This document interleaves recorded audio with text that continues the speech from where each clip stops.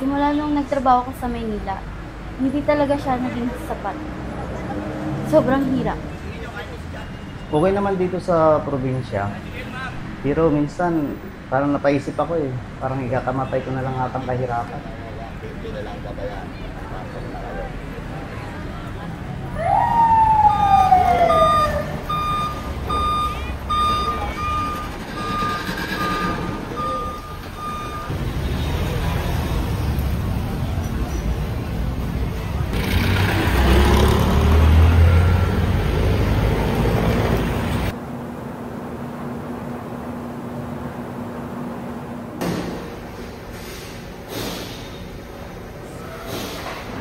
Ako po si Novelyn Ulcete. Pwede din pong tawaging Luz. 25 years old. Nagtatrabaho po ako sa isang karinderya ng siguro nasa 4 years na. Ako nga pala si Carlos Cahilig, 36 years old, at nagtrabaho ko bilang isang embalsamador. Nasa 20 years na akong embalsamador, since 2006.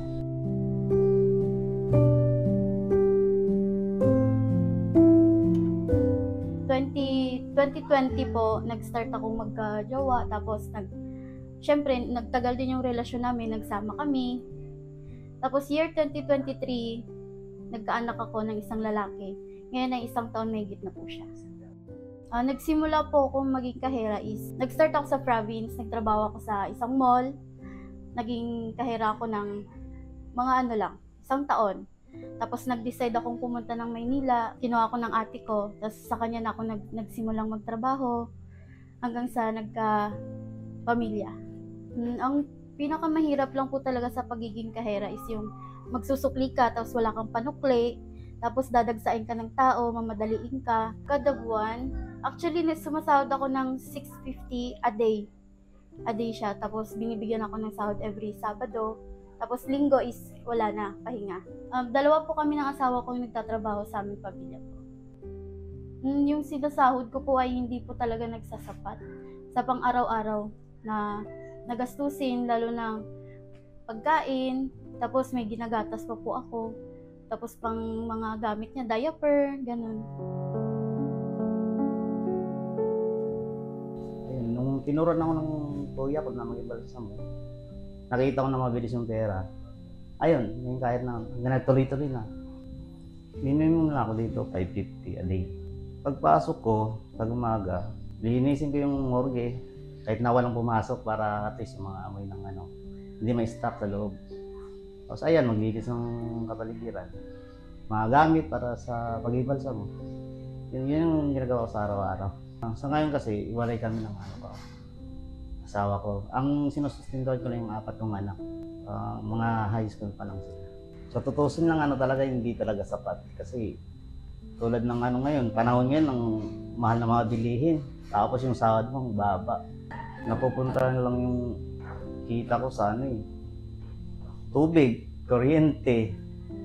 Minsan kinakapos pa. Tapos hindi lang naman yun yung expenses mo eh. May ibang emergency pa. Halimbawa yung kapatid mo, pamangkin mo.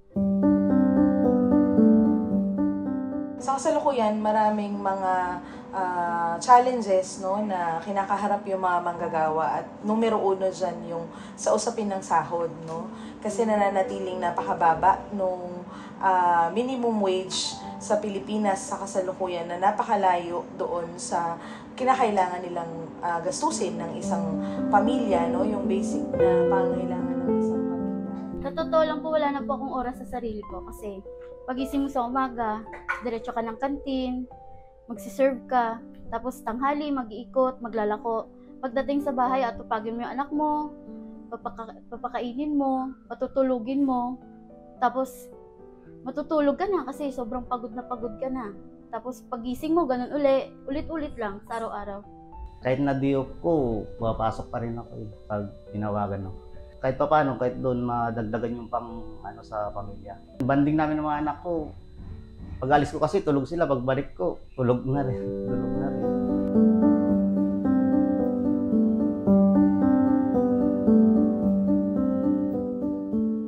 Bukod po sa pagtitinda ko sa kantin, sa pagkakahera ko, nagra-racket po ako ng freelancer, yung mga kuan lang, sa cellphone, ganon. Yung kahit anong mararakit sa cellphone, ticketing, pinasok ko na din. Kahit commission lang na maliit, pandagdag lang po talaga sa kita ko sa araw-araw. Tutulog ka na lang, itatawag sa'yo para maging balsa mo. Eh kaso, hindi mo na pwede tanggihan na hindi mo gawin yan kasi baka mo na patay. Mga gutong pamilya, pag gano'n. Mas doon na natakot.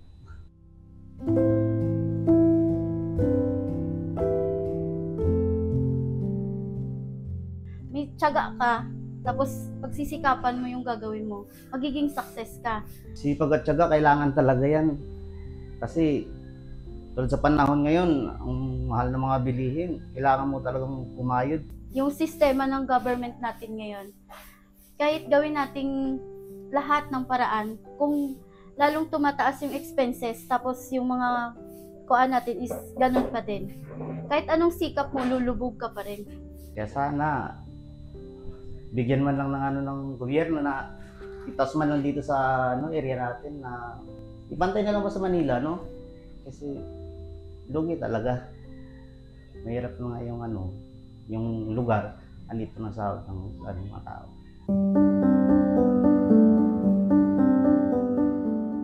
Talaga namang dapat nataasan, no? Long overdue na yung pagtataas talaga dun sa sahod. Yung hinihingi ng mga manggagawa, hindi naman yan parang sa kakaginhawa lang ng pamilya nila. No? Pag guminhawa ang pamilya ng manggagawa, giginhawa ang ekonomiya ng Pilipinas. Kaya napipilitan talaga yung ibang tao na pumunta ng Manila para magtrabaho. Eh kung pare-pareho yung yung sahod, saka yung bilihin, pareho lang din. Hindi wala nang lalayo pa sa pamilya na magpunta pa ng ibang lugar para magtrabaho lang. Nasabi naman at may mga pag-aaral din naman na nagpapatunay na yung buhay ng mga manggagawa saan mang rehiyon yan sa Pilipinas, hindi naman nalalayo. May pagkakaiba man, very minimal, para sabihin o i-justify yung napakalayong disparity ng sahod ng mga manggagawa sa mga rehiyon tulad ng NCR at nung karating niyang mga rehiyon.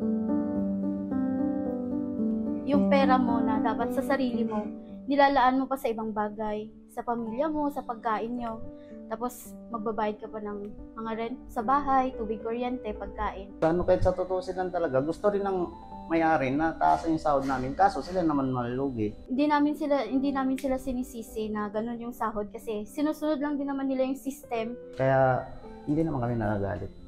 Naiintindihan naman namin.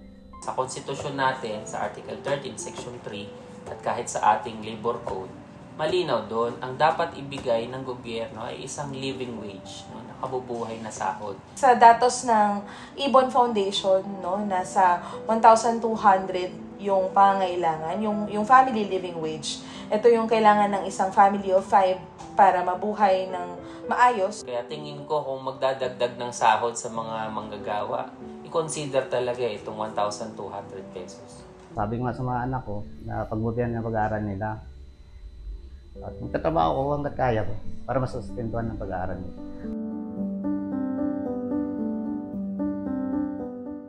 Para sa batang ako, proud na proud ako sa yourself kasi kinaya mo lahat kahit na mahirap. Ang pang-araw-araw na ginagawa niya para sa pamilya mo, sa sarili mo. At kinaya mong lahat ng mga challenges kahit nahihirapan ka. Proud na proud ako sa yourself. Sa bata nga po, proud ako sa kanya kasi nakayanan niya yung sitwasyon na buhay noon na medyo hirap. Pero kahit pa paano, sabi nga ng magulang namin, kahit hanggang high school lang, makapagtapos nila kami. Kaya sa batang yun, proud pa rin ako kahit na naging embalsamador yun. Dahil siyempre alam niya naman ng sitwasyon, kahit hindi niya na tapos yung gusto ng kurso. Proud ako sa kanya.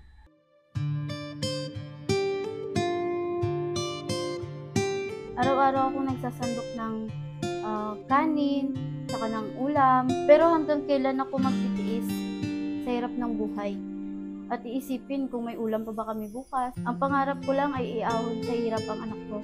Dito sa trabaho ko, binibigyan ko ng dignidad yung mga patay. Pero sa amin kailan kaya magiging maayos ang gobyerno para sa dignidad din namin na patuloy na naghihirap, imbis na lahat umangat. Para sa gobyerno dyan, iangat nyo kami. huwag nyo kaming iwan sa laylayan.